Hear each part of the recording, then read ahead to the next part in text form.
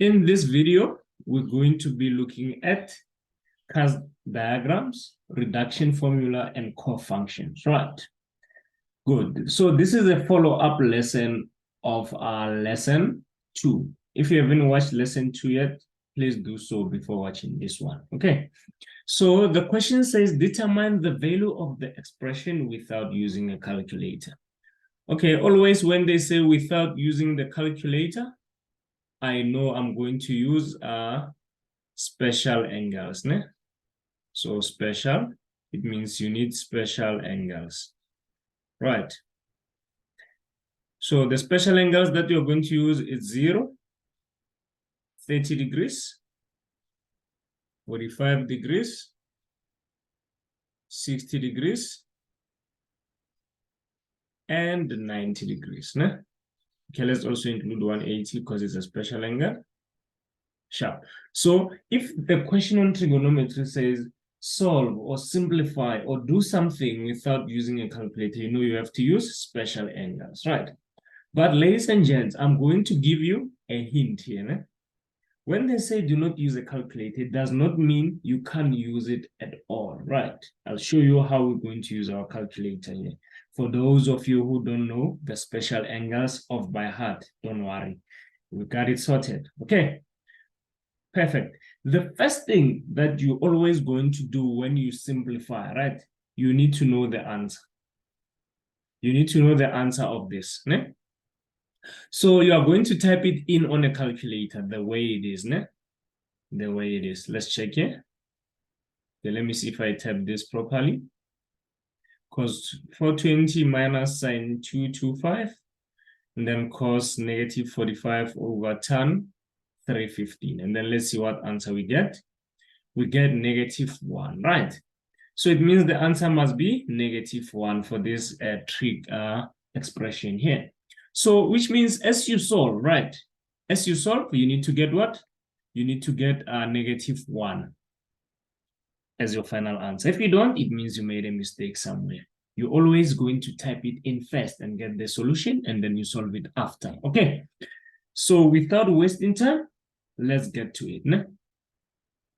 The first thing that we're going to do is to reduce. Ne? We're going to do reduction. To reduce, I mean we're going to represent all these angles as acute angles.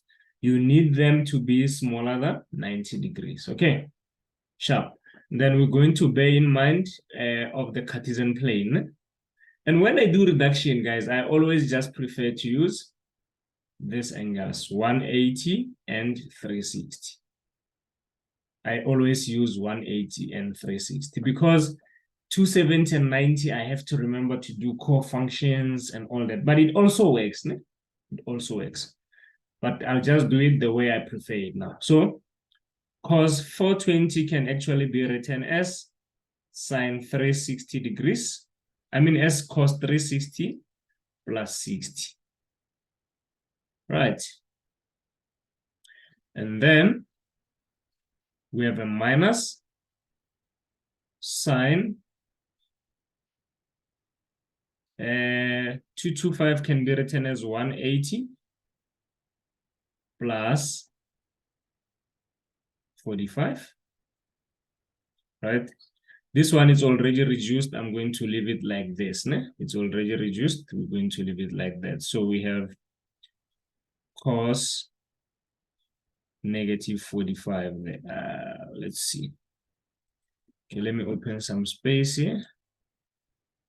So we have cos -45 there, right? Sharp. All over tan 360 degrees minus 45 degrees, right? Which is 350. So before we proceed, I want us to discuss other things. So when you do reduction, right? Remember, you must always have either 360 or 180. That's why I'm representing this angle as 360 or 180, you see? So 420 is 360 plus 60. Right, you have to verify that when you add them, you still get the original. 180 is 225. I mean, 180 plus 45 is 225, right? Okay, this one is already less than 90, so we leave it. And then tan 360 minus 45 is 315. Okay, so we sorted now. So now, if you have watched video lesson 2, right? This part is going to be easy. Remember, on lesson 2, we said this quadrant is negative theta, right? Perfect. So now, let's start. We have cos 360 plus. So 360 is there, plus it's up. So we're in the first quadrant, right? We're in the first quadrant. So cos is positive and it's not going to change because of the 360. So we have cos 60 basically, right? And then minus 180 plus 45. 180 plus 45. Okay. So here we have 180 here plus, we come here, right? We're in the third quadrant. So the sign will be a negative. So I'm going to have negative sine 45. And it's not changing. Why? Because we have 180. Because negative theta is basically, remember, negative 45 is negative theta. So we're here in the fourth quadrant and cos is positive. So that one will just change to positive cos 45 degrees, right? And then divided by tan 360 minus 360 is here. Then the negative sign is in the fourth quadrant, right? So the tan is negative in the fourth quadrant and tan does not change because of the 360. So it's just going to be negative tan 45, right? This step, guys, is the very most important step because here you already have a tick here, a tick here, a tick there, and a tick there. So questions like these are usually 6, 7 marks. So the step of reducing using the Cartesian plane is the most important step, okay? And then now you have your special angles there. You have your special angles. You can easily get them from a calculator, right? You are going to press them one by one for those who don't know them. So what did I have there? Let's see. I have cos 60. Cos 60 is half, right? But in case you're not sure, you're just going to type cos 60 in your calculator. Then it's going to give you half. Then you're going to write half for cos 60. And then you do the same thing, okay? Negative and negative will give you a plus, right? Sin 45, if you press it on a calculator, it will give you root 2 over 2. And then cos 45, if you press it on a calculator, it will give you root 2 over 2 as well.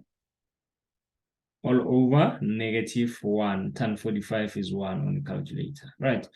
Perfect. Now, you can press this part on a calculator. Remember, you want to show steps. When they say without using a calculator, they mean show you're working out, right? So now let's see what we get here. We have half plus root 2 times root 2 is 2. And then 2 over 4 is 1 over 2. So you have 1 over 2 all over negative 1, right? And then you can add these two together, which is 1, then over negative 1, which is negative 1. And then you are confident that you got this question 100% correct because you already knew the answer before you started. Ladies and gents, thank you very much for your time. We're going to now attempt the second question. Okay, so on this question, they want us to prove that the left-hand side is equals to the right-hand side. So they want us to prove that this side, right? This side, which is the left-hand side, we need to prove that is equals to the right-hand side. And then they say state restrictions where possible, okay? So we're firstly going to prove the identity and then do the restriction at the end, right? Perfect. So ladies and gentlemen, this is what I'm going to do. So obviously I'll start with the side that looks more complex, which is the left-hand side in this case. So I have I have sine squared alpha, right? But here I can FOIL, right? This times that, then that times that. So I have, but there's a minus. If there's a minus, you still keep your bracket when you FOIL, right? Or if there's anything here, a number, still keep your bracket. So I'm gonna have tan, right? Squared alpha. This times that will give me plus tan alpha cos alpha. Then this one will give me minus tan alpha cos alpha. Then this one and the last one will give me minus cos squared alpha, right? Trigonometry is very simple, guys. Think of it as algebra. You just follow the algebra rules, and then you should be fine, right? So I can see that, okay, this part is going to cancel with this part because they are like terms. So I am basically left with sine squared alpha minus, so this will be affected, which is tan squared alpha. Then that one will be a plus because that negative and this one will give you a positive. So plus cos squared alpha, right? Which becomes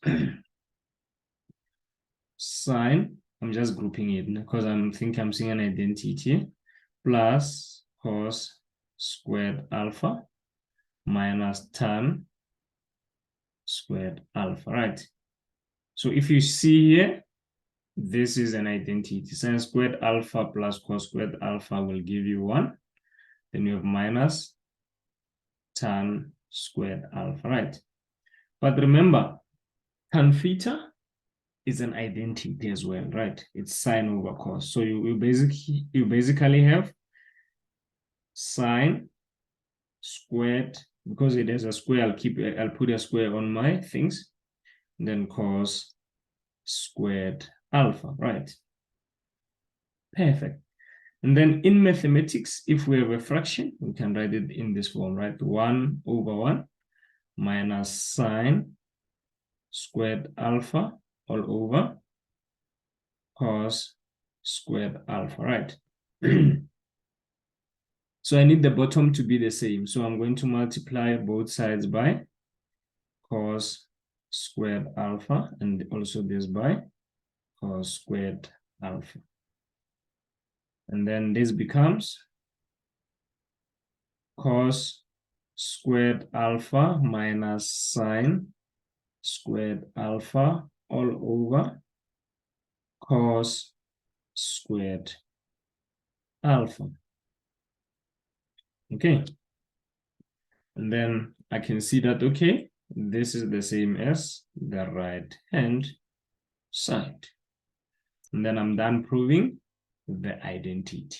Now I'm going to do the possible restrictions of this expression, right? So when the question tells you about restriction, basically, you are only looking for parts where you're going to have undefined, right?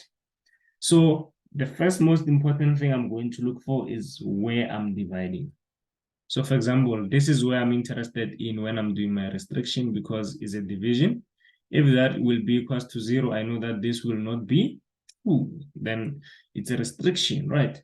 And also remember, for tan, if this angle here is equals to 90, remember tan 90 is undefined, right? So if you have a tan, you always have to take the angle and say equals to 90. That is your restriction as well, right?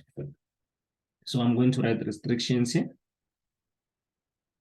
Restrictions. The first one is when alpha is equals to 90, because when alpha equals to 90, because tan 90 is undefined. But this is repetitive every 180 degrees. So you're going to say 180 degrees K. You get it? To show that is going to be repeating. Remember, a tan graph is periodic 180 degrees. So when you do the restriction for tan, you always include this part, the 180 degree. Perfect. Then now we're going to do the restriction for cos. Ne? So we have basically, let's see, cos squared alpha must be equals to 0 because division by 0 is undefined.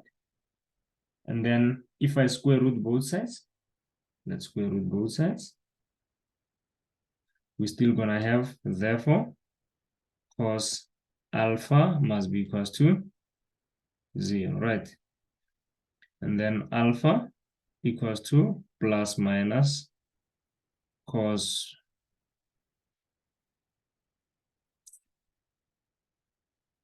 then you do plus 360k because cos is periodic every 360 degrees. Ne? Then here you're going to have what?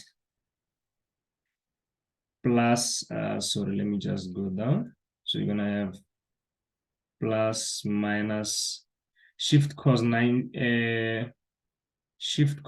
0 is 90 degrees. Ne? Then plus 360k, right? Which is basically equals to, I'm going to separate it now, ne? Which is positive 90, of which we already have there, plus 360k. And then we also have or negative 90 plus 360k, right? 360 degrees k. Okay, let's create the space here. 360 degrees k. Good. But some people, they don't prefer writing the angles as negative. Ne? So here, basically, if you want to convert a negative angle to a positive, you just say, always, you say 360, then you minus that angle, plus 360k. Ne? So this is basically 270 plus 360k. So if you want to convert a negative to a positive angle, you say 360, and then it will give you that. Ne? So if this is true, because even if we go to our Cartesian plane, you can see that negative 90 and 270 are on the same position. Do you see them? So this is very much true. And that was the last restriction for this question. Thank you, ladies and gents, for your time and watching. Please don't forget to hit the subscribe button and to share with family and friends who might also benefit from this movement. See you soon. A luta continua. Tango.